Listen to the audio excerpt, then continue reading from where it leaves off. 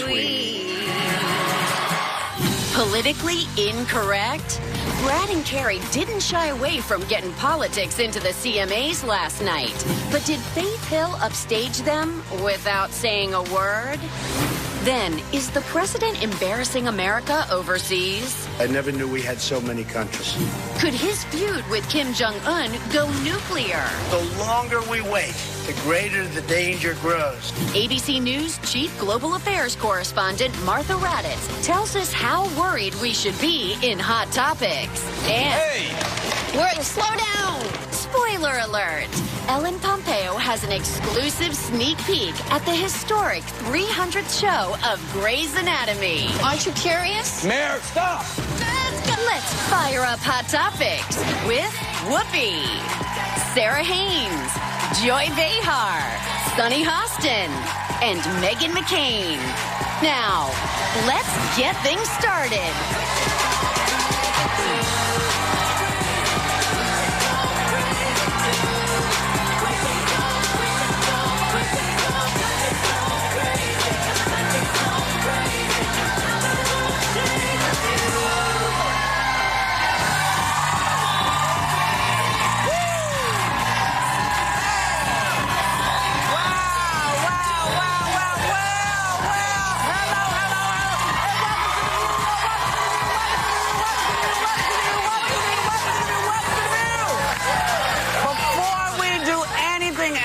Today, may I say, thank God you are out of those heels. I'm loving that you're in flats. You've been telling me forever to wear slippers. Yes. And these are really comfortable. I was like, you know, we know that you got the legs and everything, but I have to say, I know that baby was like, take them off. I know. I was thinking the same thing. Now they give me candy and slippers. If you get pregnant, people treat you really well.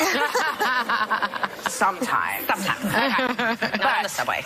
Last night was the biggest night in country music at the CMA Awards, where journalists were initially asked not to talk politics on the red carpet, but co-hosts Brad Paisley and Carrie Underwood decided to do a little something on their own. Take a look.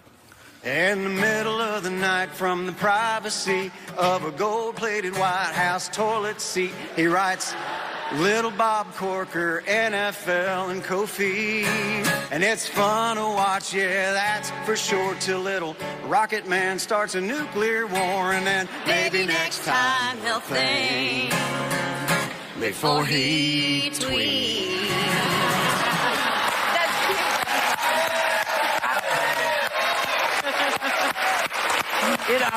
You know, there's always something that they do in their introduction. Yeah. I really like that they do that. But the question, I guess, is, are country fans upset? Do they want that kind of talk in their music? Well, remember what happened back in the day when the Dixie Chicks did something, and the Bush people, the country music people, they blackballed them. So I give them a lot of credit. Of course, there was one title that they didn't do that got nixed.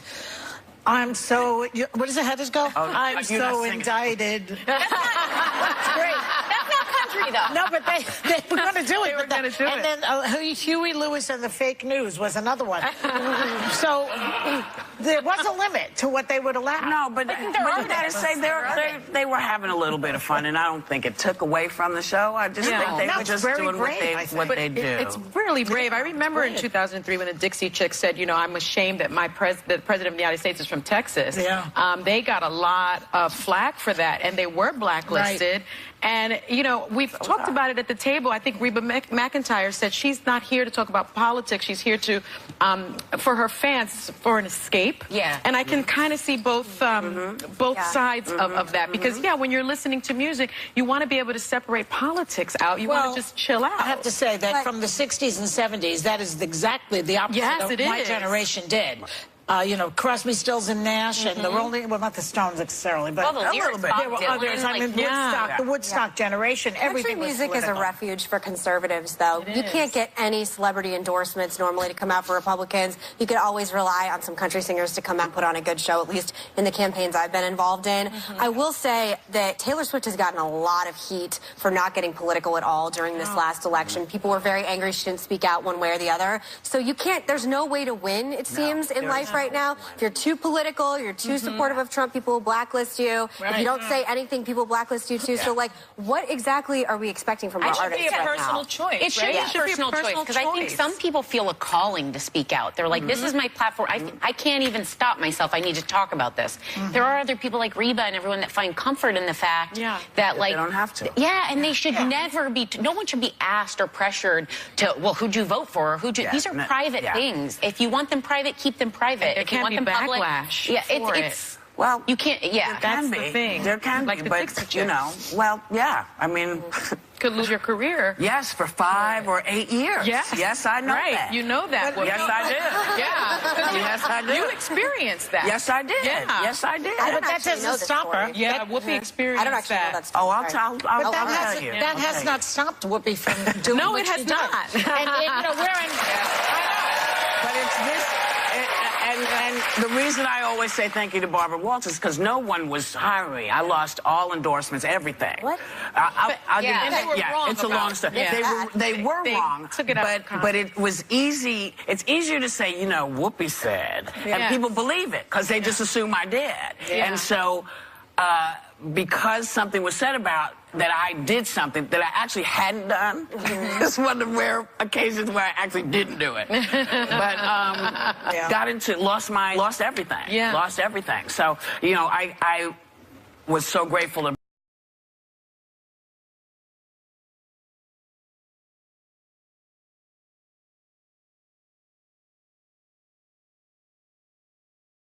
and I like to watch them, and they're always apolitical. I was wondering if because the Las Vegas massacre occurred during a country music concert, right, like a festival, did people really feel they did an amazing connected to it? I believe several of the country artists were on stage together performing. It was But my spectacular. favorite country music artists are political. I mean, Johnny Cash, you know, I love Bring It On. My all-time favorite ever. Johnny and June were deeply political people. Obviously, you know, performing at Folsom Prison at the time was a very sort of controversial thing to do. So I do think, like, this sort of, I'm going to opt out forever. My personal favorite music does have a lot of politics in it.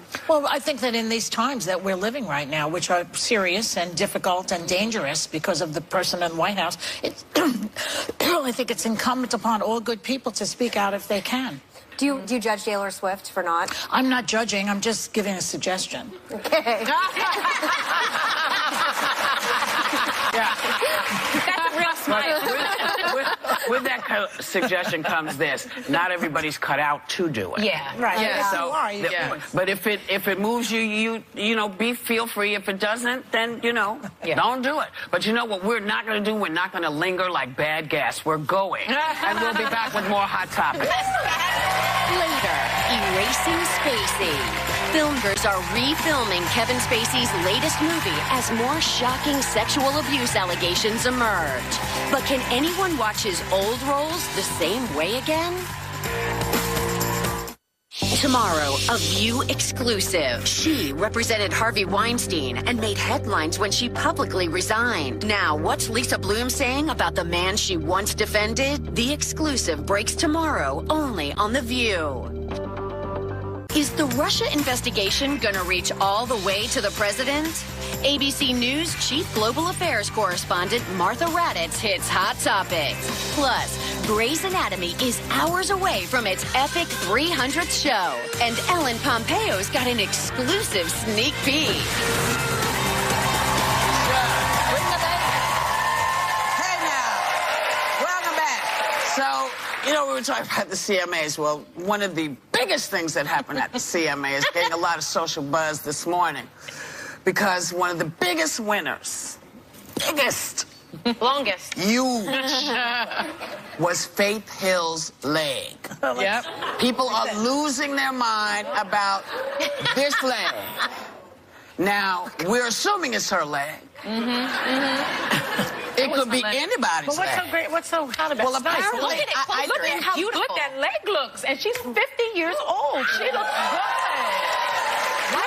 Legs don't change. like that's a Legs crazy don't thing. change. That's a good leg. Legs stay the same. They don't change. I mean, My legs you have to have changed, and good I'm legs. not that that old yet. Yeah, my 49-year-old legs do not look like that. Well, you're clearly not doing the same thing. I'm not doing what she's doing. It's you know, we can make your leg look like that. Really? With makeup, but not. It's not going to come. It's not going to pop. It moved a little. Like that's not makeup. But there was a trio. Someone tweeted a trio was last night. Faith, Tim McGraw, and Faith's right leg. Yeah. So you guys, don't worry, as the the journalists at the table, I dug deep. Okay. There are other celebrity body parts with Twitter accounts. Okay. Oh. One I'm following, Faith Hill's leg. Her leg has a Twitter account? Did you look at that leg? It needs one. Yeah. You know, I'm not big on Twitter stuff because I think there's some ridiculous stuff. But do tell. I follow. Does your belly have its own Twitter? Oh, it should. Nobody's checking for my belly. But I am following both of Faith's legs accounts. Who else is on there? Angelina Jolie's right leg. Oh, remember that? I remember That's also happening. Oh, Bradley Cooper's now that mustache. leg does not look like Faith Hill's leg. No, Faith's leg looks better. So why does that leg? That's why I'm not following that account. Oh, I thought you said Justin Bieber's hair and a little political one I threw in here for you, Megan. Rick Perry's hair also has. He does have good hair. Has nice hair. And J-Lo's bum. I can't even tell you. And that account follows her. What? You're so funny. Thank you. Okay. We good now? We good. Okay.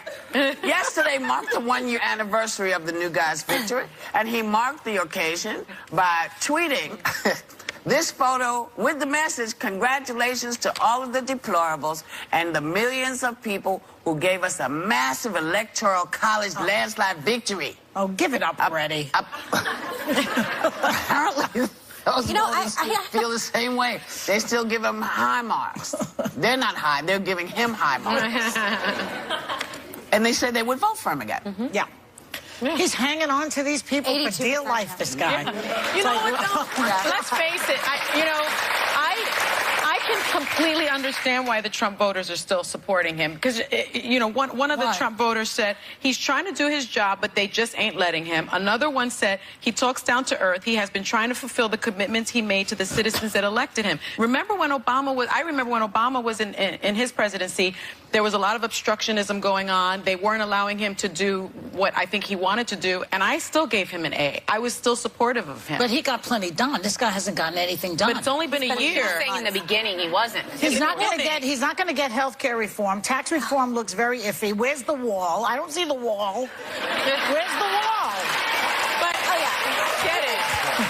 I get it. Sunny's right. It's only been 9 months. The one thing I will say is I feel sort of like the Jane Goodall of Red America everywhere I go, where people are like, explain Trump voters to me. And there's this image of a Trump voter being sort of a, like, really red state, West Virginia coal miner. And it's not true. That's not true. Did you know that President Trump got a higher support among black men and Latino voters than my father and Mitt Romney? Yeah. There are all these districts in Michigan, Minnesota, Virginia, North Carolina, Maine, New York, and Wisconsin. Those are all Obama districts that Trump flipped. So when we look really deep into America, we have to understand, I think it's about poverty. I think it's about anger towards things not getting done. And I do think this 82%... Some of it's racism. Let's call it.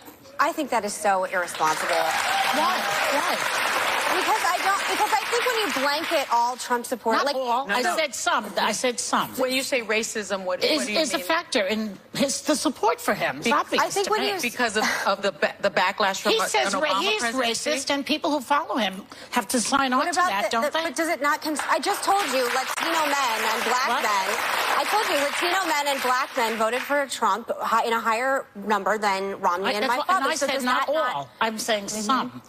Okay. You don't think there was a racial component? I think there is a component, but I think to sort of blanket it by saying, like, I think like when you see in Charlotte, North Carolina, like the riots are happening, you have to understand that it's a tiny, tiny, tiny. I think there were 300 people there. I'm not saying it's horrific. I'm not saying it's something that obviously some people feel more emboldened to come out. It's Trump's fault for not getting Steve Bannon out of office and not immediately condemning things. But I think to blanket it in any way as a bigger portion than I think is a tiny, tiny minority. The interesting thing to me is that these people will blame the Republican Party for all of Trump's failures. 100%. So the Republicans are in deep water here because they can't win a primary without him, and they can't win the general with him. So they better get their act together. Yeah, and that is true. That is 100% true. Well... You know what's coming. We're going to break. We'll be right back. Could the Air Force have prevented 26 people from dying in the Texas church massacre? ABC News Chief Global Affairs Correspondent Martha Raddatz on the military's major mistake. Next.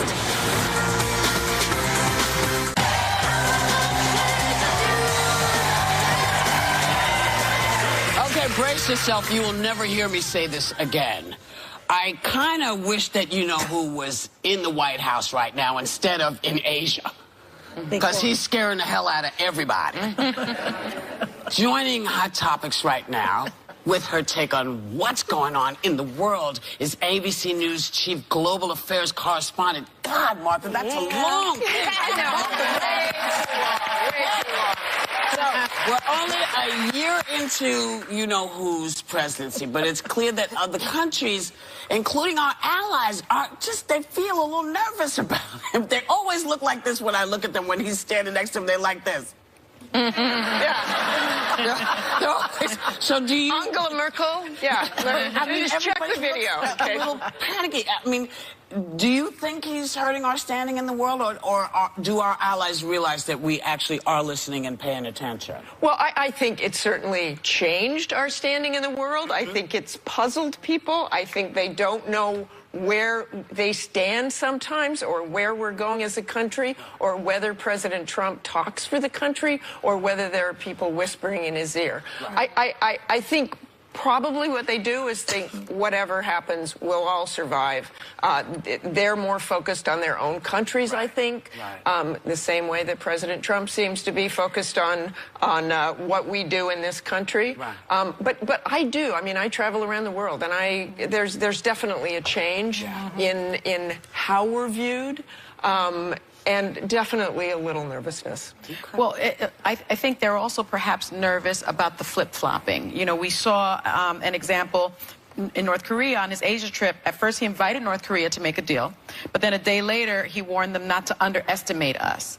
As to China, he said at first, China is raping us in terms of rates, and then all of a sudden it was, actually, I'm not going to blame China. So who do we believe? Which was pretty extraordinary statement. It's like, what? In front of you said this in the campaign. It's like Chinatown. It's my sister. It's my mother. Yeah. My sister. I mean, that kind of flip-flopping, who are we to believe? Well, I think in terms of, this is what I would say about North Korea. And I think it's something that everybody forgets. There's no other president who has had to deal with a North Korea that, if not already, any minute is going to be capable of putting a nuclear weapon on a ballistic missile that is capable of hitting the U.S. That's a whole different ballgame. Yeah. Now, the one thing that I wish would happen is, instead of all the threats, instead of all this, and you have to have a little threat behind your diplomacy sometimes, or people won't come to the table. I wish the American people knew more about what would happen if there is a war in Korea. Because you've got a lot of foreign policy experts saying there's a good chance this can happen. This would be like nothing else. People don't seem to remember what happened when we dropped those bombs on Japan. And they're doing a lot of exercises over there. I've been there, I think, three, 4 times this year. I was just out on the USS Reagan, out in the Sea of Japan, watching these exercises and what they go through. The results of any of that would be horrific. And we're talking about South Korean lives, we're talking about Japanese lives, we are talking about the lives of American forces. And as much as President Trump says, I'm not going to give away my plan, it should be debated what happened. Yeah. It should be talked about, and people should know what it means. Absolutely. Can anybody stop him, though, from pressing that button? Well, he is the commander-in-chief. I believe if it got to that point, he would have had advice from Secretary Mattis, someone I know is just a solid, going to give President Trump the best advice possible, and obviously has a lot of background in that. But to your point, Sonny, too, on China, and that was such a surprise hearing him say, it's not China's fault. I mean, he totally gave China a pass yesterday. He clearly wants China's help. conflict with North Korea. Everybody keeps saying China can help solve the problem. They can help solve the problem, but I'm not sure they really will add that much pressure to North Korea. Yeah. Well, I want to talk about The Long Road Home because it is fantastic, Martha. It is fantastic. It really is. It's a mini-series on National Geographic based on your best-selling book about a tragic day known as Black Sunday. Please tell everyone what happened. This was in April 4th, 2004. And I know it's hard for all of us to remember a time when we were shocked by the death of 8 soldiers. But this was a platoon. It was 18 soldiers and an Iraqi interpreter who thought they were on a reconstruction mission. The whole battalion did from the 1st Cavalry Division. And instead, they were ambushed. And they were basically ambushed by the entire city. I mean, there were thousands and thousands and thousands of people who came out. They had just taken over. So they were trapped on a roof. 2 of their Humvees were burned up. Also, something we forget, a lot of the guys were in canvas-covered Humvees because they thought it was a peacekeeping mission. So they send in these rescue squads, some of them in open truck. It chills me to see this recreation because it's so accurate. They rebuilt Soldier City, and they had those guys going in open trucks, 18 guys in the back of a truck just under fire. And it was really a tidal wave of wounded. We have a clip, though. You set that up nicely. So let's take a look at this. Apparently, the men who attacked the Crusaders ambushed them using police uniforms. This is citywide, sir. There's no one else right now, just us. What are your orders, sir? We launch. Now. Sir, the Crusaders still have to complete Kazbek. There's no time. It could take an hour, it could take several until they're back in the fight to target. Our guys don't have that long. Incredible. Martha, I know you have personally made connections with these soldiers' families. Can you tell me what their experience was like? It has been, honestly, the most profound thing I've ever worked on. And most of that is because those soldiers, those sacred Gold Star families that we have dealt with. I started covering this for ABC News 13 years ago. I know a lot of these people today and remain so close to them. It has been a healing experience for them. I walked down that set, which is so realistic, with a Gold Star mom and the actor who plays her son, Ian Quinlan, both of us hugging this woman, holding her hand, and said, do you want to leave set? Because it's so realistic. And she said, no, I want to feel what my son felt that last night. Oh, my God. But looking up into this dusty sky, there was a full moon out, and just holding her, I mean, just loveliest families. And the soldiers, a lot of them still struggle. I think it's another thing that people don't realize. Those families will always have that loss. Oh, yes. That woman's grandson is grown up, and, it is life-changing. Still, people deal with PTSD from this, but I know this has helped. We had wonderful consultants on this project, both veterans. One of them was trapped on the roof, Eric Burkwa and Aaron Fowler. The cast has been amazing. I mean, Michael Kelly, you saw there, just trying to portray these people, and many of them are still on active duty, which is, I don't know whether that's unprecedented that you have a film like this, a series like this, where people are still serving. Well, you know what? You are always informative. You go everywhere, so we know that you're seeing what's happening. And I for one, am glad you're out there. Thank you. Thank you. The Long Road Home airs Tuesday night on National Geographic, and we'll be right back.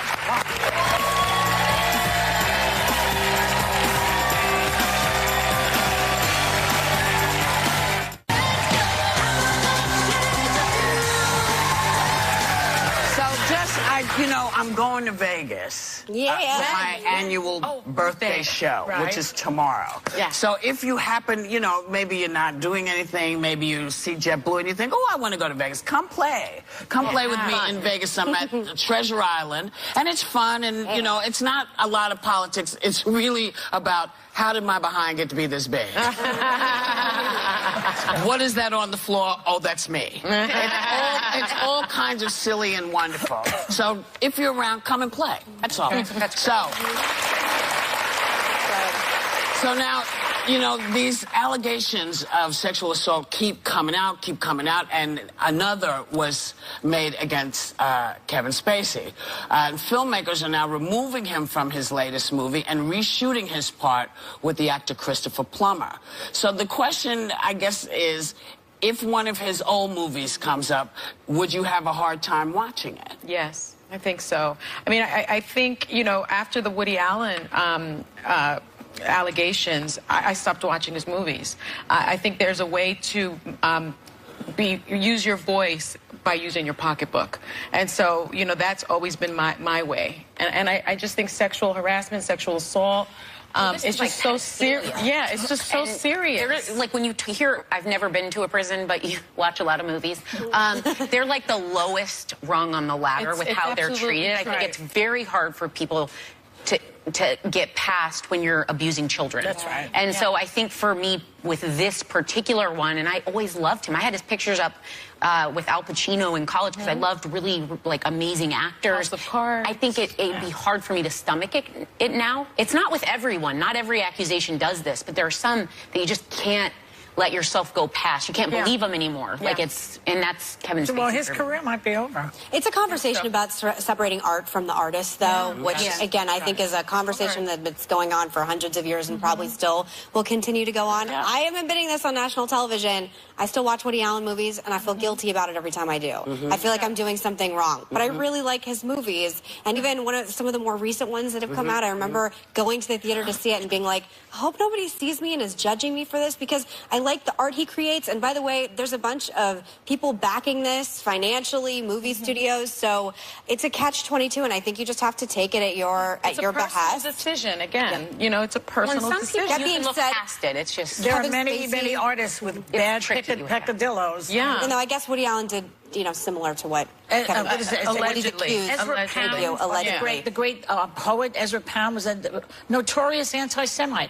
Wagner, notorious anti-Semite. People go to the Wagnerian opera.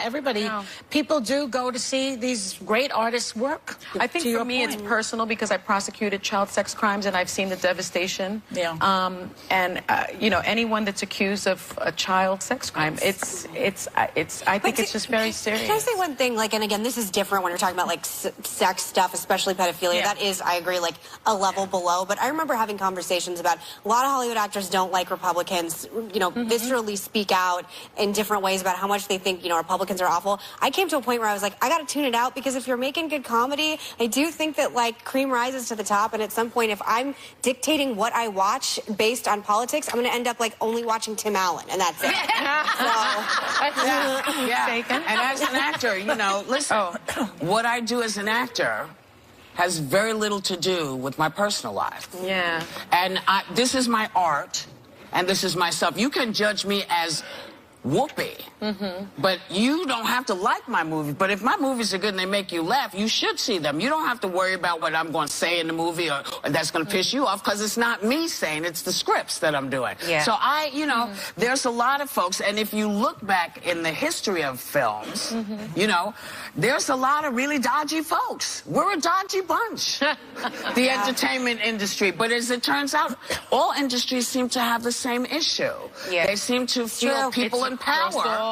People in power taking advantage of people. It's interesting that they let. I'm sorry. No, I'm just saying. I mean, we have to say that Kevin Spacey says he's seeking treatment. So there is that. You know, it's interesting that they allow Roman Polanski. I mean, Roman Polanski has been allowed to make films, even though he involves the child as well. But there's I think it's because he's behind the camera and not on the screen that people are more repelled and repulsed by, let's say, watching Spacey than seeing a Roman Polanski movie, because he's not in the movie. Well, it'll be very interesting when they finally bring all these guys to trial. We'll be right back.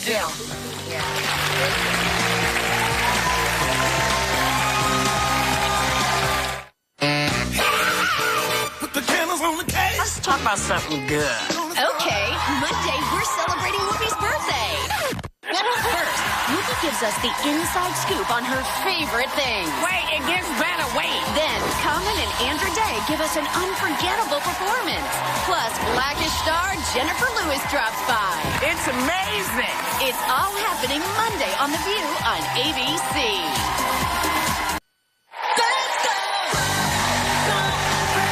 Welcome back. Apparently, the tabloids are partying because it looks like, and we're not saying it's finished, but it looks like Justin Bieber and Selena Gomez. Oh my God, they might be back together again. And they're both like each other's first love. And apparently, like a lot of people feel that this is like a great thing if you go back to the first person like you fell in love with. Really? And yeah. And so they're a lot what do you think closer about to that age. Right, Because if I went back now, the changes of who I am, I don't Well, think it would be hard for you to do it now. What? Like, I don't want to, like, call you out or anything, but it's so different. Some people are into this. So that's the whole thing. Yeah. I think going back to someone, I'm so different that I look back and we would never make it a minute. It's the remix. I have a girlfriend. The remix. The It's remix. the recycle. It's the recycle green, remix. Sunny. I have a girlfriend, Jill, who Oh, my God. don't hold back. This is why your friends Called get her really out. pissed at you. I know they do. They do. Yeah, I she told just, her like, one day I was throw going to them out under her. the bus. Hurry up. She She does the remix a lot. She recycles. Like she brings people, and I'm like, he looks so familiar. And then she's like, yeah, that was my boyfriend from 10 years ago. I'm like, why are you doing the remix again? Why not? You know, I don't know. Well- you broke up for a reason. Yeah, but sometimes you Right? grow. Yeah, I get You it. broke up Right? for a reason. I mean, you're the youngest amongst us. Yes. So, Do you go back to Do your you first do the love? remix? No, but I'm like completely scorched earth. I'm like, you would no longer exist. Yes. You died. We Yes. no longer talk. Like, I never want to see you. You saw me naked. We are dead.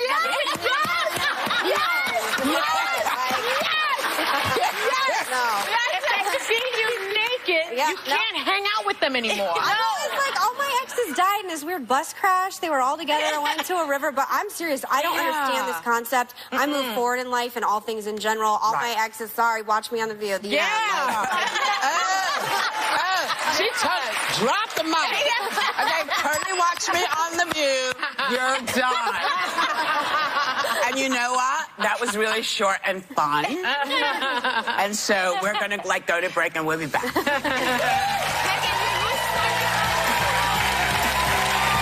What does Grey's Anatomy have planned for their epic 300th episode?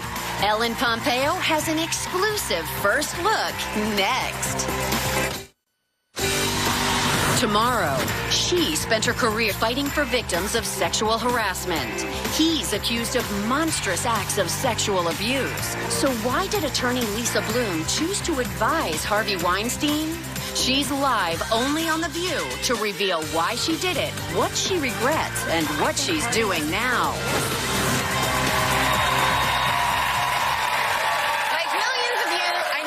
My weekly appointment with the staff on Grey's Anatomy, which celebrates its historic episode 300 tonight.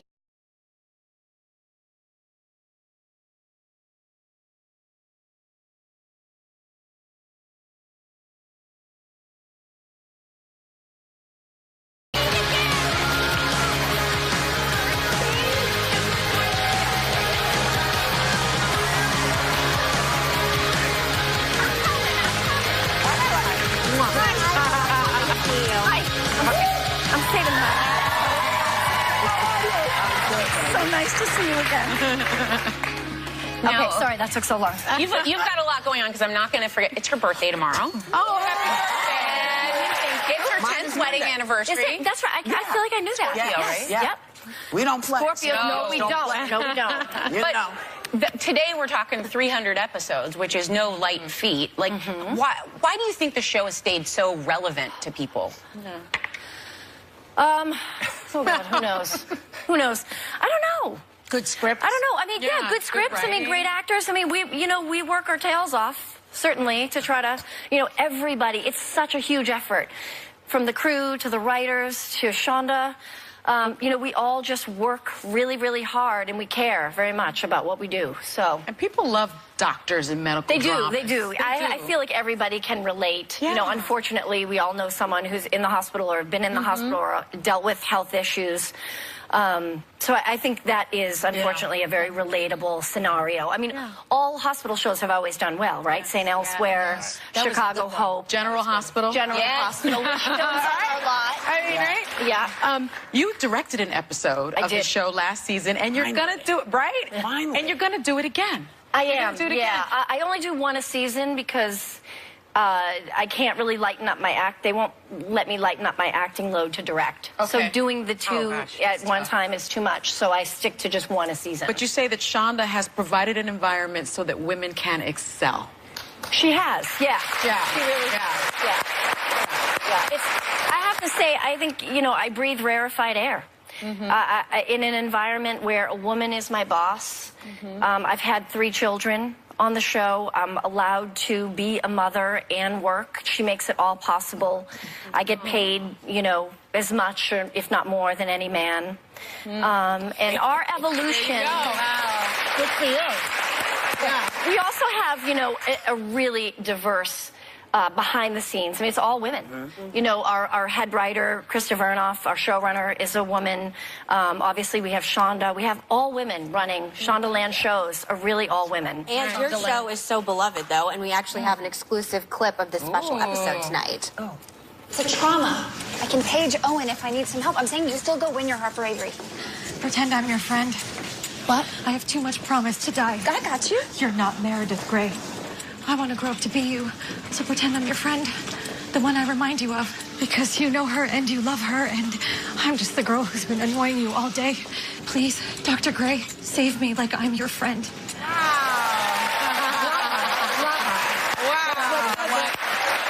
You just are never here long enough. You're never here long enough. Thank you. The 300th episode of Grey's Anatomy airs tonight at 8 p.m. right here on ABC. Thanks for watching. Thanks for coming. Have a great day. Take a little time to enjoy the view and come to Vegas if you're free.